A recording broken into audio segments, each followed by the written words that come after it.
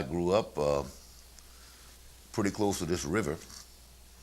When I first came to Detroit in the early 20s, 1923, as a matter of fact, I lived at St. Alban and Antietam, not too far from Joe Muir's. We all attended the same schools. In my case, Duffield. I went briefly to Barstow, to Capron, to St. Mary's, to Miller, and then to Eastern. Uh, People moved an awful lot because these were hard times in the main, Depression times mostly, uh, but largely within the same neighborhood. The black community had not begun to expand dramatically uh, as it did later on. As we approached World War II, it began to explode because workers from all over the South, black and white, were coming to Detroit in the late 30s to work in the auto plants and to participate in the booming defense industries that were centered in Detroit. As a matter of fact, when I went to the Army in 1942, some 20 years after I come to the city, I left from St. Alban and Maple in Black Bottom, and my family lived there right up until the end of the war, when we moved further east. Black Bottom is the area of Detroit, generally south of Gratiot,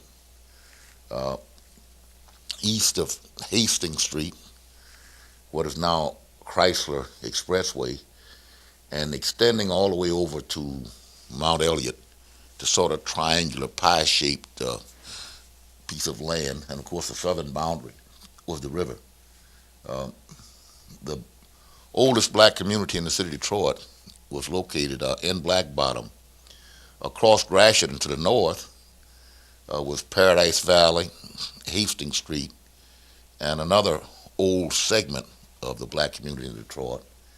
There was one other sizable black community in the 20s and 30s, and that was the West Side. These were the principal black communities in the early days. There were smaller communities in Conant Gardens and the North End, as we call it. But the basic one were the East Side, divided between Hastings Street and Black Bottom, and the West Side. A major point of attraction, and as we talk about the 1920s, we are talking about the first major decade of what we have typically called the Great Migrations or the Great Black Migrations. You have a lot of things that are happening in the in the second decade of the 20th century. You have a major one being the issue of war. World War I does bring a halt to the secession or to the migration of a number of European immigrants. That opens up a need for jobs, or that opens up a need for workers. And the newly emerging automotive industry, and of course the major force there would be Henry Ford, is making a direct appeal for workers, many of whom will be African Americans, coming out of the rural South, and they come to Detroit. Detroit, like all other cities at that point in time, has a racial profile to it. Blacks just can't come anywhere and live anywhere in Detroit. They have to live in certain areas. One of the areas that is developing right at the point of the end of World War I is Paradise Valley, or is what would first be called Black Bottom. Black Bottom, which was a historic black neighborhood, is no longer called that. This whole neighborhood has a number of different names: Lafayette Park, Shane Gardens. There's all kind of names for this area, but all of this would have been Black Bottom, which would have been the primary residential neighborhood for black people from the early 1900s to the 1960s. This was the major school there. This started out as Sidney Miller Middle School. So it was named Sidney Miller Middle School, and it was a middle school. However, Black Bottom wasn't named Black Bottom because of the black residents. It was named that because of the soil. The Savoy River runs all through this neighborhood, the lower east side of the city of Detroit, but you know it now as the DeQuinder Cut. That was once a river that ran all the way through, had a lot of branches through Black Bottom, and it deposited this black soil all over this neighborhood. And so it was named Black Bottom because of the ground, this black rich soil that existed in this neighborhood. And so you had numbers of other ethnic groups that lived among black people in this neighborhood.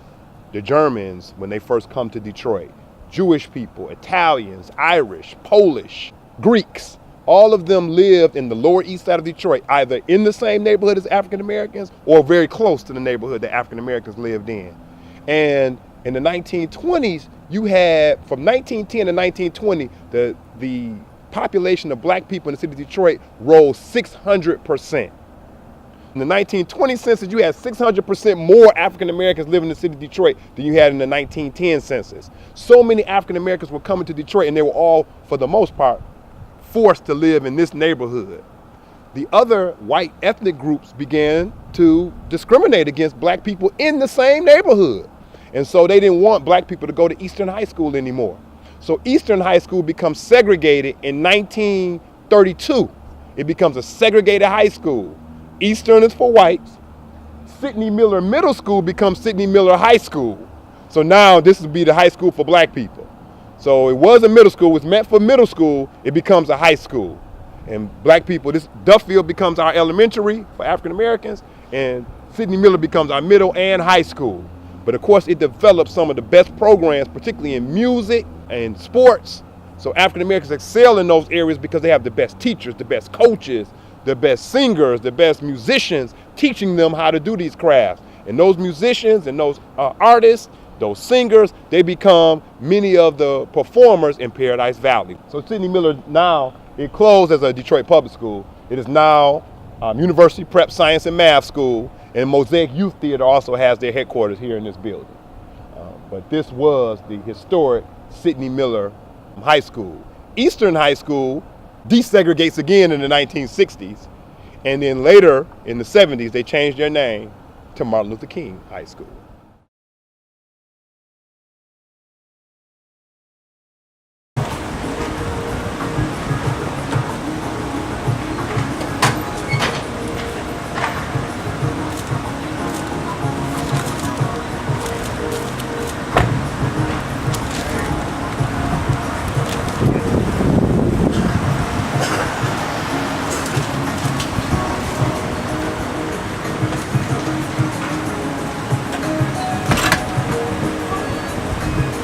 Channel 4 News, they had my story about Mr. Detroit's Vogue magazine when I was Shinola. Okay. I'm the one for shit that was battling to watch us at Shinola.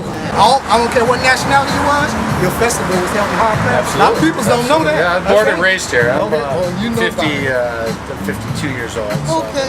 So we exchange business cards, so when they get this going, maybe we'll do a story on it. Okay? Good, right. That's right. Hey, now this is my saying, it's always a treat when real folks meet. Ain't that nice? That's right. Good to see you. Same everything. There's a few jazz musicians over there and stuff. Yeah.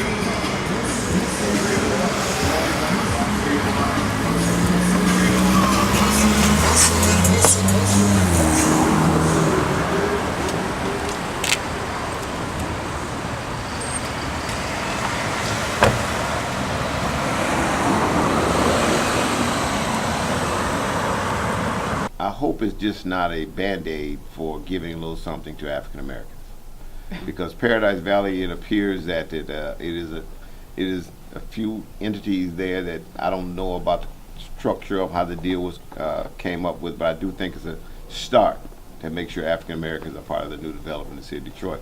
Do I think it's the answer to everything? No, I do not. It could serve as a band-aid to say, look what I did for them. So I think we need to be careful and hope we can look for more development and everything for African American participation. This one Detroit should include everyone in Detroit. This is the first time in 6 months I've agreed with Tony on much of anything. I do agree. I don't want it to be considered like Greek town or Mexican town or something. I mean, we don't need an ethnic district. This city needs equal opportunities for everybody to be entrepreneurs wherever it is in the city. And the city should not lose sight of that. I agree with Tony. It's a great project as long as you're not limiting in your mind, this is for the black folks. Now we're going to go do this. That should not be, and I'm not suggesting that it is. Mm-hmm.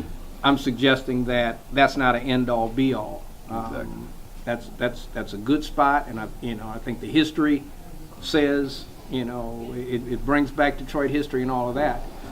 But I'm more concerned about the opportunities throughout the city for people of color, whether it's black or Hispanic, to be able to have an equal shot of a competitive opportunity to help build the strength in communities out there. Because now, in a way, it's a blessing. You can't find office space downtown. You can't find parking spaces downtown. Well, it's also getting that way with residences. I mean, we can talk about the cost of it. But the good part about it, that's making people want to go out into the communities to find a reasonably priced home and be there. So let's give them what they need when they get there. They've got to have community shopping. They've got to have groceries. They've got to have public safety. But you can repopulate the city if you build the infrastructure around those communities. The houses are there. Right. And I think we need to, when we start building those communities, then you get the establishment opportunities around it for the businesses that people don't want to drive all the way downtown or to Midtown for. Yeah, but Cliff, isn't it amazing how well the executive looks today? And I also see he's wearing gaiters now, so I guess we'll be carrying gaiters. These aren't gators. It look like gators to me. I mean, well, they look like gators. They're not, but it's still got that swagger in Detroit. Huh? Yeah, okay, but I just wanted anybody to think I could afford $600 shoes. That's the only point I'm trying to make clear.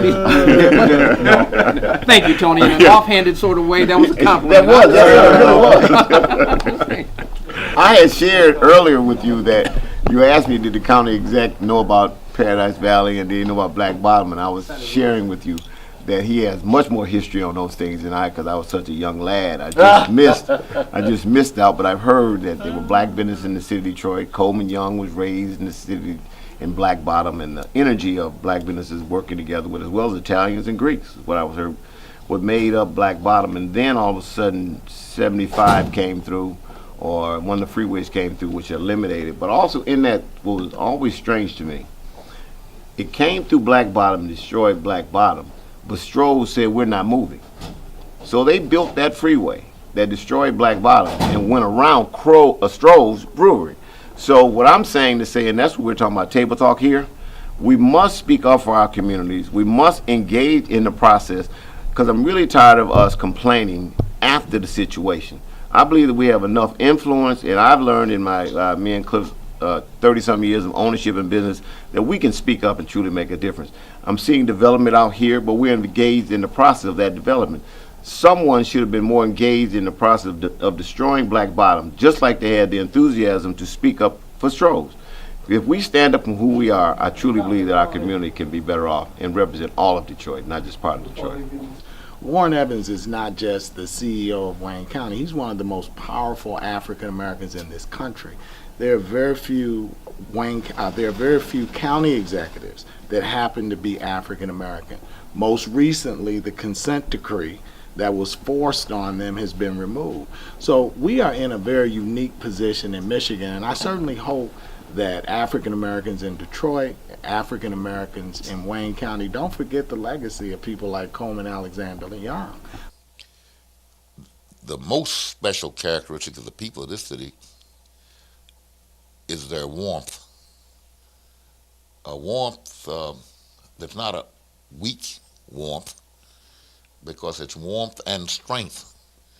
The ability to reach out to one's neighbor and to care for the city, for your neighbor.